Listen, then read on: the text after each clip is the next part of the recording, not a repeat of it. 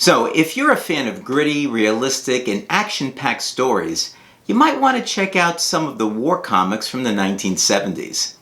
These comics featured complex characters, moral dilemmas, graphic violence. So let me show you the war comics I picked up in 1972, the year I stopped collecting comic books. Stay tuned for the video. Anachronic.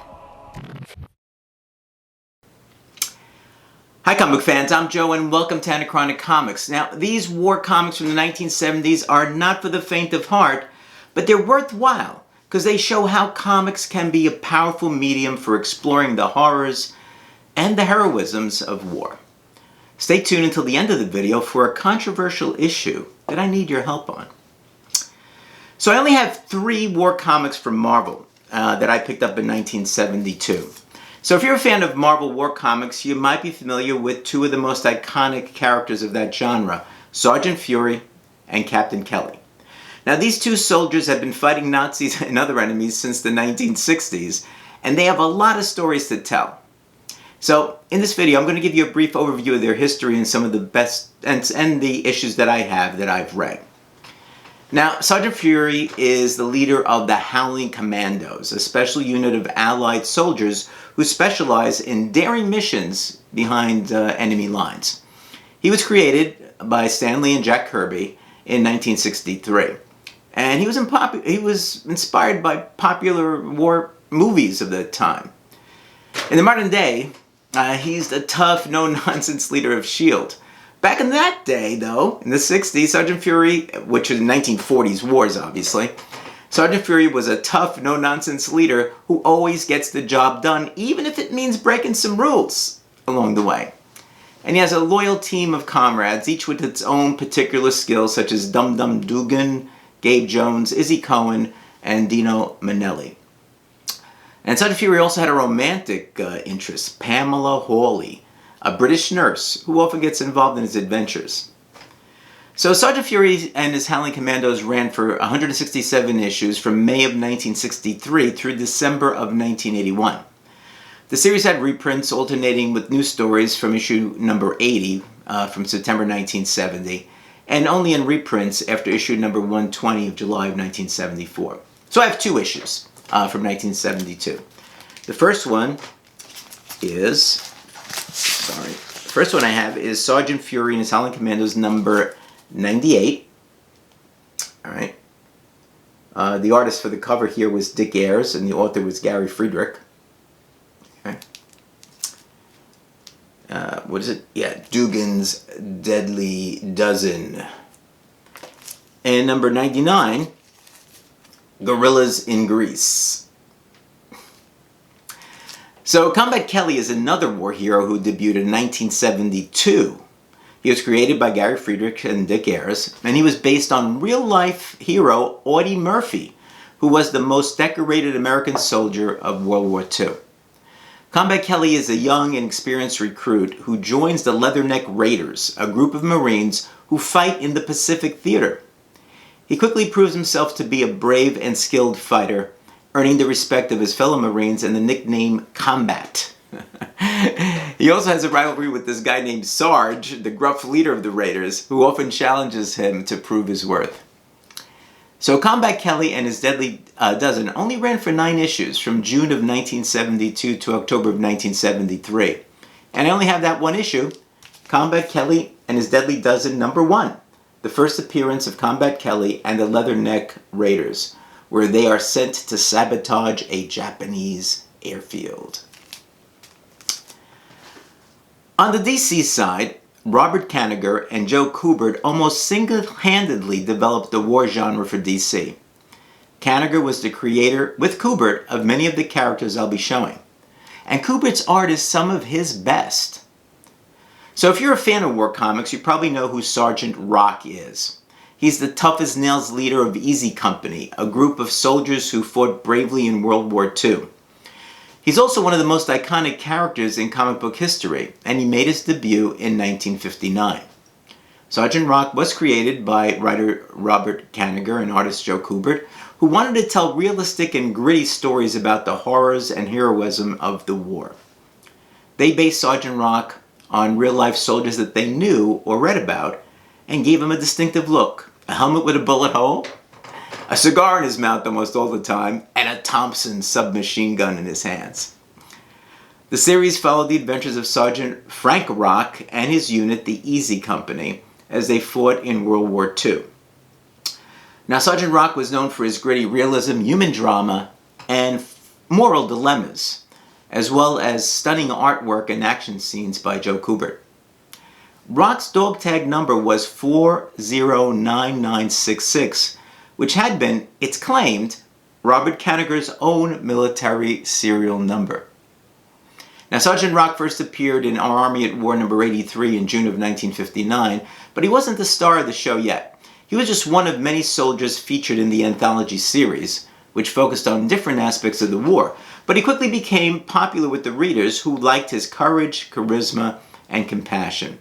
And he also had a catchphrase, "Easy does it." Soon, Sergeant Rock and Easy Company became the main attractions of Our Army at War, and the title was renamed Sergeant Rock in 1977. The series ran for 422 issues until 1988. Along the way, Sergeant Rock faced many challenges and tragedies, such as losing his friends, being wounded, and witnessing the horrors of the Holocaust. I have quite a few 1972 issues, including number 243 from March of 1972, War of the Toy Soldiers. Number 244, See What Happens When Rock Meets His First Tiger Tank. Here we go. Number 245 from May, Where is Easy Company? Tell me, Sergeant Rock, before I count to 3. 1, 2. How's he get out of this one? Number 246. You're of no use to us. Go back to your men if they still want you, Sergeant Rock. Bad shape. Number 247. Do you see her, Sergeant Rock? Or is she just a vision? And the last one I have is number 248, where it looks like Sergeant Rock is being ordered to shoot his own men.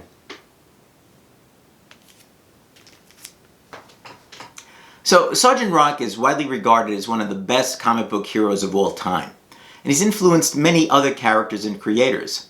He's also appeared in other media such as cartoons, movies, video games, and novels. He's a symbol of bravery, honor, and patriotism, and he represents the best and worst of humanity in war. Sergeant Rock is such a significant DC hero that maybe a video on him alone would be worthwhile. But Sergeant Rock was not the only DC war hero or comic that made an impact on the genre and medium. There are many other war comics that were influenced by Sergeant Rock, either directly or indirectly, and some of them even might have surpassed him in popularity or quality along the years.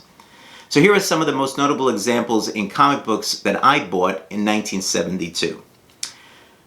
Now, The Haunted Tank is another Kanigher creation.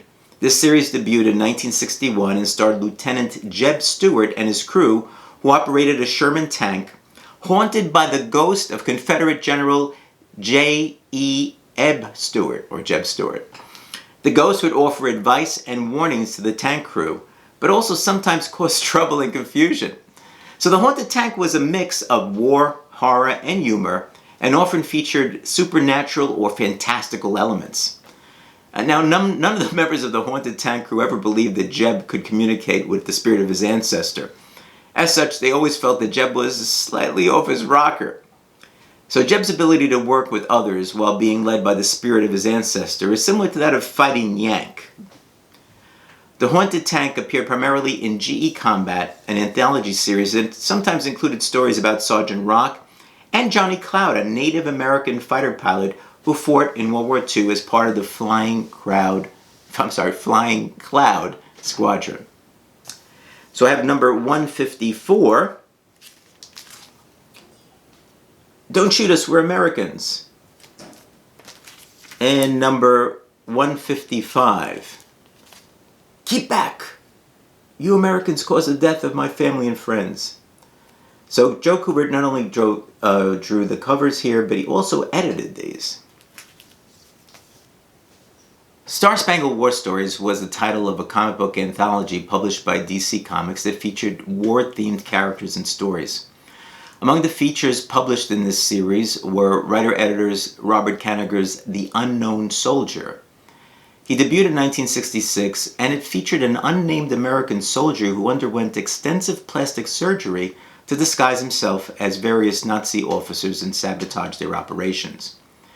The Unknown Soldier was a darker and more cynical take on war than Sergeant Rock, and often explored the psychological effects of violence and deception on the protagonist and his enemies. I have two. Number 161 from March of 1972.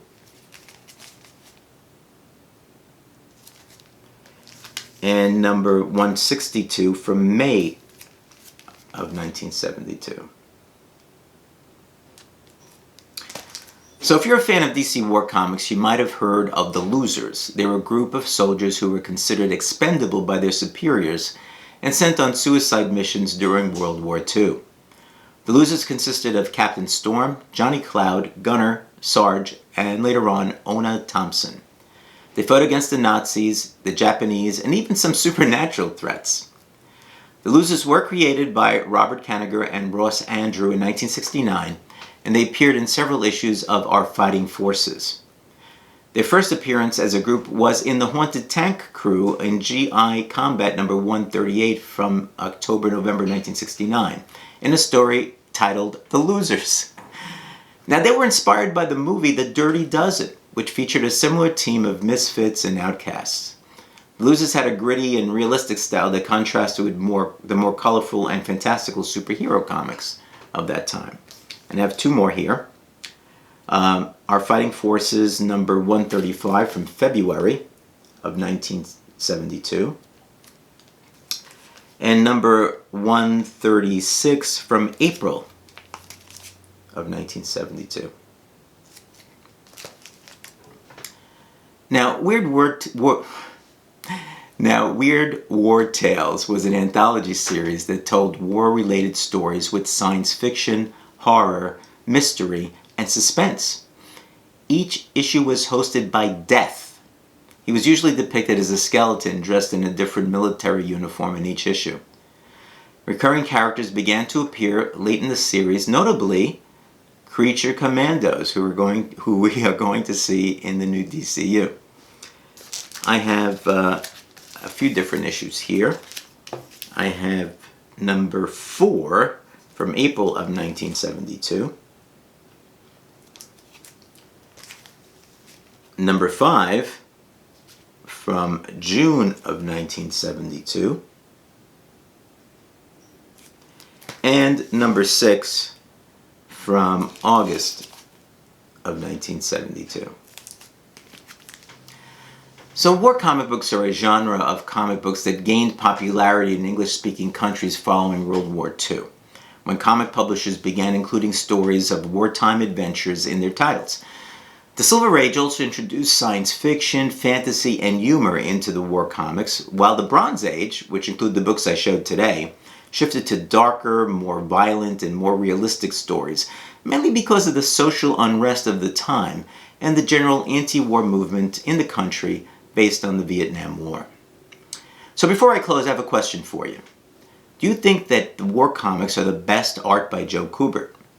That's a question that many comic fans have debated for decades. Kubert, who passed away in 2012, was a legendary artist who worked on many genres, but he is best known for his realistic and gritty depictions of war. He drew iconic characters like Sergeant Rock, Enemy Ace, and Tarzan. And he also created his own stories based on his experiences as a soldier in the Korean War. So some people might argue that war comics are not the best art by Kubert because they're too violent, depressing, or full of propaganda. They might prefer his fantasy, horror, or adventure comics, which showcase his imagination and versatility. They might also point out that Kubert was not the only artist who excelled at war comics, and that there are other examples of great war art by other creators. However, I think that war comics are the best art by Kubert because they reflect his passion, skill, and vision. Kubert was not just drawing war scenes, he was telling human stories about courage, sacrifice, and survival.